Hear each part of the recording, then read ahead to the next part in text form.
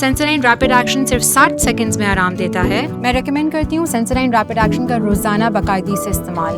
Patients वापस आके बताते हैं इट वर्क्स। अस्सलाम वालेकुम जी, मेरा नाम डॉक्टर फरहान खत्री है और मैं ENT स्पेशलिस्ट हूँ और कराची में मैं प्रैक्टिस करता हूँ। और आज का जो हमारा टॉपिक है वो हम बात करेंगे वॉइस डिसऑर्डर्स के बारे में, उनके कॉजेज़ और उनके ट्रीटमेंट के बारे में। तो voice disorders as the name indicates कि आपकी जो आवाज़ के जो मसले मसाइल हैं, जो आवाज़ से रिलेटेड प्रॉब्लम्स हैं आपके, यानी कि आवाज़ का जो है वो होर्सनेस हो जाना, आवाज़ का चेंज हो जाना, जिन वजूहात की वजह से और होती हैं आवाज़ चेंज और उसके क्या ट्रीटमेंट है, उसको हम थोड़ा सा डिस्कस करेंगे आज।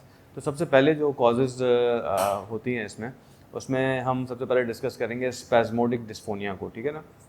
स्पैज़मोडिक डिस्फोनिया का जैसे ही नाम इंडिकेट कर रहा है कि इसमें क्या होगा कि आपके वोकल कॉर्ड जो होती हैं, बेसिकली जो आपकी आवाज़ पैदा करने वाली जो वोकल कॉर्ड्स होती हैं, इसमें टाइटनिंग हो जाती है, ठीक है ना।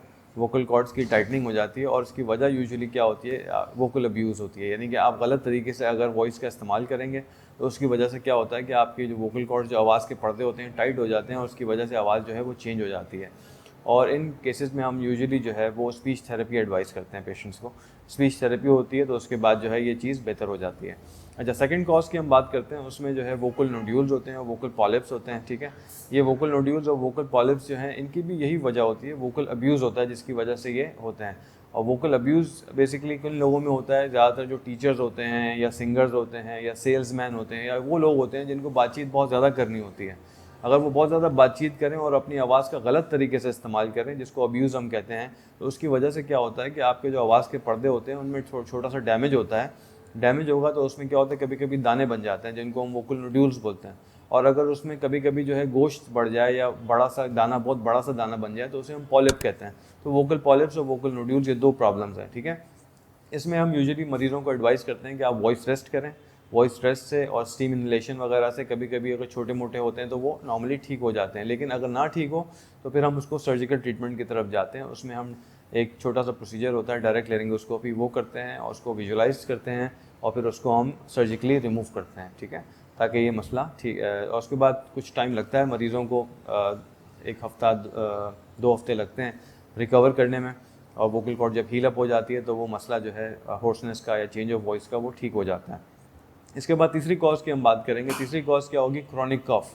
जिन लोगों में क्रॉनिक डिजीज़ होती हैं, क्रॉनिक कॉफ होते हैं, उन लोगों में बार बार कॉफ करने की वजह से क्या होता है, वोकल कॉर्ड को जो है ना अब्यूज़ होता है या डैमेज होता है वोकल कॉर्ड का, उसमें सोजन आ जाती है और उसकी वजह से जो है वो आवाज़ उनकी चेंज हो जाती है। तो उन केसेस में भी हम जो है स्पीच थेरेपी एडवाइस करते हैं मरीज़ों को और ज़ाहिर कॉफ की ट्रीटमेंट जो है वो एडवाइस करेंगे तो उससे यूजुअली वो ठीक हो जाते हैं।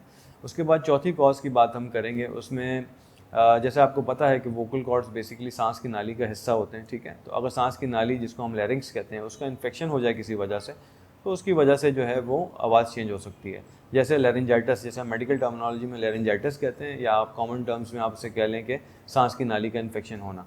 ये भी 2 तरह से होता है, अक्यूट हो सकता है या क्रॉनिक इन्फेक्शन हो सकता है। यूजुअली अक्यूट इन्फेक्शन होता है और दवाइयों से इसका इलाज होता है। इसमें हम वॉइस रेस्ट एडवाइस करते हैं, स्टीम इनहेलेशन एडवाइस करते हैं। अगर बैक्टीरियल इन्फेक्शन है तो एंटीबायोटिक देंगे, अगर वायरल इन्फेक्शन है तो सिर्फ सिम्टोमेटिक ट्रीटमेंट देंगे और यूजुअली जो है वक्त के साथ साथ जो है ये ठीक हो जाता है। अच्छा, इसके बाद जो 5वीं कॉज है उसमें जो है हम डिस्कस करेंगे वोकल कॉर्ड्स की सिस्ट कभी कभी बन जाती हैं, पैपिलोमास बन जाते हैं या ग्रोथ्स बन जाती हैं, ठीक है ना।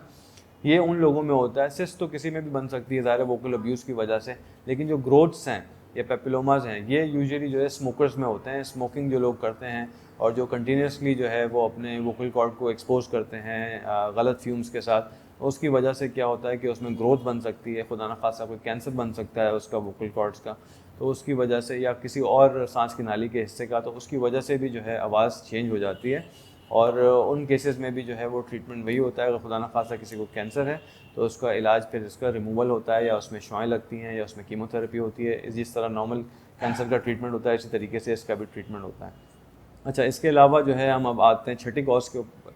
6th कॉज जो है उसमें नसों के मसले जो हो गए। नसों के मसले जैसे कोई नर्व प्रॉब्लम्स होते हैं, मोस्ट प्रॉब्ली ये जो डिजीज़ होती हैं, दिमाग की डिजीज़ होती हैं, जैसे मल्टीपल स्क्लेरोसिस हो गया, हंटिंगटन कोरिया हो गया, या फिर जो है इसमें जो है वो पार्किंसंस डिजीज़ हो गई।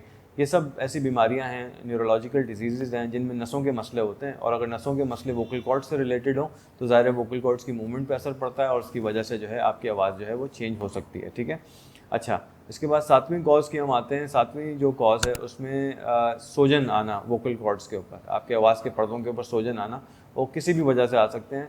इसमें सर्जरी भी हो सकती है एक कॉज। जैसे सर्जरी जब होती है मरीज़ की, तो उसमें उमूमन अगर जैसे जनरल एनेस्थीसिया में या बेहोशी में जो सर्जरीज होती हैं उसमें ट्यूब्स डाली जाती हैं सांस की नाली में पेशेंट को वेंटिलेट करने के लिए। उन ट्यूब्स की वजह से कभी अगर ट्रॉमा हो जाए उसमें, तो उमूमन ऑपरेशन के बाद जो है मरीज़ को जो है कुछ अर्से तक होर्सनेस रहती है, या फिर वोकल अब्यूज़ हो गया या एलर्जी हो गई, ठीक है, या फिर कभी कभी जो है गैस्ट्रोएसोफेजियल रिफ्लक्स डिजीज़ एक चीज़ होती है, उसकी वजह से भी जो है कभी कभी आवाज़ के पर्दों में इन्फ्लेमेशन हो जाती है।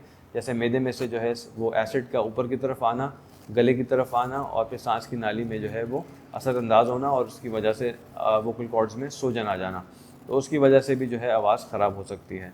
और अब हम आते हैं इसकी लास्ट कॉज की तरफ, जो कॉमन कॉजेज़ हैं। उसमें 8वीं जो लास्ट कॉज है वो बेसिकली कुछ डिजीज़ हैं, एंडोक्राइन डिजीज़ हैं जिनमें होता है, जिस तरह से जो है थायराइड की डिज़ीज़ हो गई।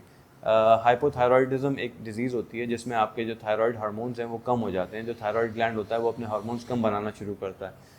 उन केसेस में जो है देखा गया है कि उन केसेस में होर्सनेस जो है वो होती है। उसकी कोई एग्जैक्ट मैकेनिज्म नहीं पता, लेकिन यूजुअली जो है हाइपोथायरॉयडिज्म में दिया जाता है। या फिर ग्रोथ हार्मोन की ज़्यादती की वजह से, अगर किसी पेशेंट का ग्रोथ हार्मोन जो है वो बढ़ा हुआ है, तो उसकी वजह से क्या होता है कि ग्रोथ हार्मोन जब बड़ा होता है तो वो जिस्म के हर हिस्से को थिक कर देता है, इसी तरह वोकल कॉर्ड्स को भी थिक कर देता है। जब थिक कर देगा तो उसकी वजह से जो है वो आवाज़ चेंज हो जाएगी, और होर्सनेस या भारी आवाज़ जो हो जाती है वो ग्रोथ हार्मोन जिनके बड़े हुए होते हैं उनकी आवाज़ इस तरह से चेंज हो जाती है। तो ये कॉमन कॉजेज़ हैं जो जिनकी वजह से आवाज़ के पर्दे में चेंजेस होते हैं। होपफुली आप लोगों को समझ में आ गई होंगी, और इससे उम्मीद है कि आप लोगों को फ़ायदा भी पहुँचेगा। बहुत बहुत शुक्रिया, थैंक यू। पाकिस्तान के टॉप डॉक्टर्स के साथ अपॉइंटमेंट बुक करें, वो भी पेशेंट फीडबैक देखते हुए। आज ही ओला डॉक ऐप डाउनलोड करें। ओला डॉक, डॉक्टर का अपॉइंटमेंट आसानी से।